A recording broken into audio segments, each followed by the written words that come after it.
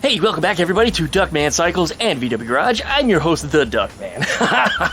Slow the down. We're back today with the ATVW right here behind me, and I've got a couple of questions that have been asking me, and it's better for a Q&A video, but rather I'm going to ask the questions back of you guys. Right behind me here we have the ATVW, which as you know is a hybrid between a Volkswagen Beetle and a Honda Foreman ATV. What a mess. Mixing up those parts kind of made a few things not work, as you might have expected, properly together.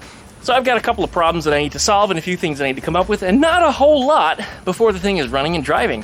So we're going to talk about today in this video. We're going to ask you guys a couple questions. So as always, licky, likey, comment, subscribe. Don't forget to pluck the dingle bell. We get updates every time I upload a video. Check out DuckShit.net for all my different social media links. Thanks so much, you guys, for watching. We'll be back right after the intro.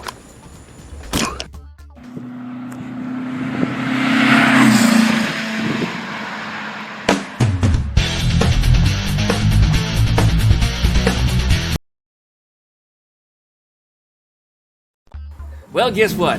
Yes, I tried to record a video, and it rains. We have not had any rain for almost a week, but, you know, it just had to happen today. So I spent a little time just chilling with the neighborhood chickens that took shelter from the rain on my front porch. I don't know where these guys came from. They showed up on the 4th of July, so I've been feeding them since. Today I gave them a little bit of yard bird feed, the same stuff that I give Crash and Boomer. Back to the ATVW. And I have some questions for you guys later in this video to see what you think. Solve the case of the chicken Several days ago, I replaced the starter. I managed to drop the old one on my foot, and it really hurts when I wear shoes. But surprisingly, no bruise ever came to the surface of my foot. The replacement starter does turn over so much faster than the old one, which makes this ATVW even easier to start.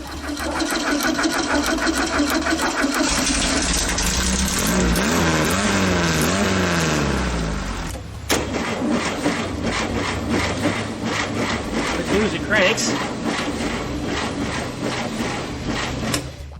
Previously I was blaming dirty electrical connections and the battery cables for being too narrow, but it was just a slow starter. Now that it's replaced, the ATVW starts so much quicker and so much easier. Speaking of starting, you just wouldn't believe how many people posted a comment on my last video that my ATVW didn't run or that I wouldn't ever get it running.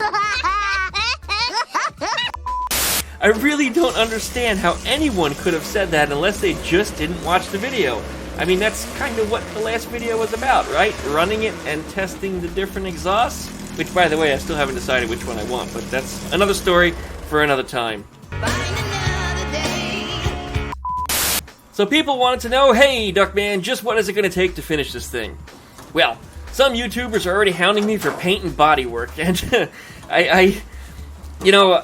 didn't I just express that enough in the Mocart video a few weeks ago? The trim comes last. And not to mention that I already talked about bodywork on the ATVW several videos ago anyway. Please go back and watch if you'd like to ask that question.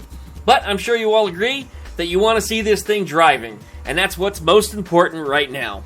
So firstly, this thing needs some axles. I just happen to have a nice enough set in my pile of junk. They're rusty and ugly, so they'll match the rest of the ATVW, but the boots appear to be in good enough shape with no splits. I think I can salvage these. They've been sitting out for a while, so I have to clean out the CV joints and repack them properly. But that's an easy enough task, and you guys have seen me do that before. The next problem that comes up is the foot pegs. Originally, I wanted to just put my feet on the torsion bar, but it's just too far backwards and would be tucked underneath the Foreman fenders. Besides, feet that far backwards is only really comfortable on a sport bike, and the ATVW just has the wrong ergonomics for that. I think I can mount some posts right at about the same spot as the little squares here in the tunnel insulation. They seem to feel right when I just mocked up by using a couple of jack stands, but from there I can mount the rear brake. The original plan was to use a single circuit stock master cylinder with a custom foot lever, but I may change my mind here depending upon what I come up with. Then we come to the questions that I'm asking you. So what should I do for the shifter? My first thought was to stick the shifter up through the frame and use a custom horseshoe-shaped gas tank, but the Foreman bodywork and gas tank sure makes things easier to complete. However, my first idea would make the shifter much easier to reach, and with either hand. Currently, where I mounted the shifter flange, it's just a bit too far up under the fenders and bodywork, which makes it really hard and almost impractical to run a shifter there. I suppose I could, but it would just be more crooked than a dog's dick. Crooked, but king size. There is also an option of purchasing a linear shift kit that allows me just to use a typical motorcycle foot shifter up and down, but that's not cheap. Hey, have any of you got one that you could send me? Send it. Otherwise, I think bringing the shifter up to just in front of my right knee should do the trick. And why there, you say? Well, that leads to the part of the next question. What should I do for a clutch? Some have already suggested just to put a stock VW pedal cluster in, with the clutch pedal installed at a minimum. To me, that takes away from the motorcycle experience. It's bad enough that the shifter is a car H pattern, but, well, I can deal with that. I'd really like to keep the clutch in my left hand so I can shift with my right hand. I don't see any reason I should have to run the throttle up while shifting, unless maybe I'm needing to do some kind of rev matching for racing or otherwise. But let's see what it's like to ride first before I decide, how I'm going to race it. Now, the original Foreman left-hand brake lever may do the trick here, but I don't think it'll have enough force nor travel to move the Volkswagen clutch in your grip. Well, maybe my Super Duckman grip can do it. I swear I will crush your head in one hand. But I don't think it would be a comfortable squeeze either way. We'll have to try it and just see what's going to happen. But there is a possibility throughout the cable using the previous Honda Foreman rear brake cable. It's a little narrow, but this may be something I should try. But there's no adjustability for things like leverage, and that's really what I need here. But then when it comes to adjustability, there is also the possibility of a hydraulic clutch.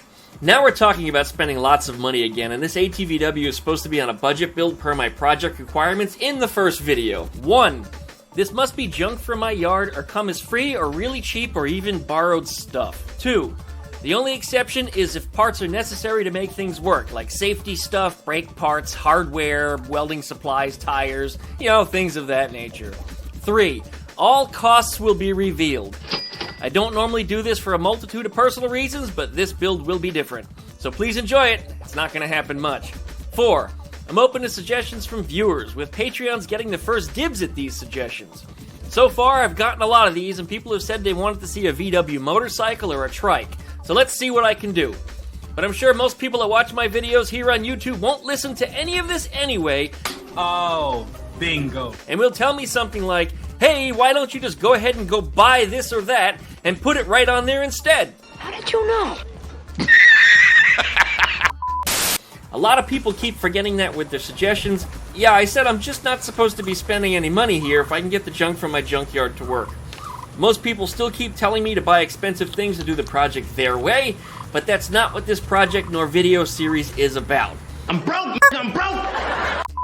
So we'll try a few things here and we'll see what happens.